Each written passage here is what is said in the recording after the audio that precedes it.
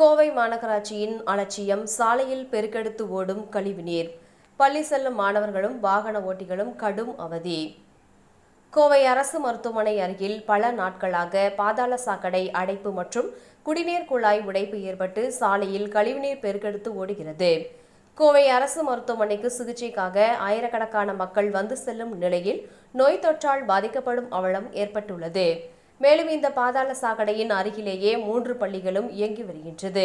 தற்போது 10ஆம் வகுப்பு பொதுத் தேர்வு எழுத வரும் மாணவர்களும் 11ஆம் வகுப்பு தேர்வு எழுதி முடித்த மாணவர்களுக்கும் சிறப்பு வகுப்புகள் நடைபெற்று வருவதால் இந்த கழிவுநீர் ஆற்றை மூக்கை பிடித்துக் கொண்டு கடந்து செல்ல வேண்டிய அவலம் ஏற்பட்டுள்ளதால் பெரும் சிரமத்திற்கு ஆளாக்கப்பட்டுள்ளார்கள்.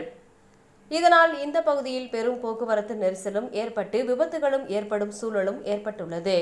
பள்ளி செல்லும் மாணவர்களின் பாதுகாப்பு கேள்விக்குறியாகியுள்ளது மட்டுமல்லாமல் நோய் தொற்றால் பாதிக்கப்படும் அவலமும் ஏற்பட்டுள்ளது. கோவை மாநகரம் ஸ்மார்ட் சிட்டி திட்டத்தில் இணைக்கப்பட்ட மாநகரமாக இருந்தாலும் கோவை மாநகராட்சி நிர்வாகத்தின் அலட்சியத்தால் முக்கிய சாலைகளிலும் வீதிகளிலும் கழிவுநீரும் குப்பைகளும் நிறைந்து துர்நாற்றம் வீசி வருகிறது என்பது குறிப்பிடத்தக்கது.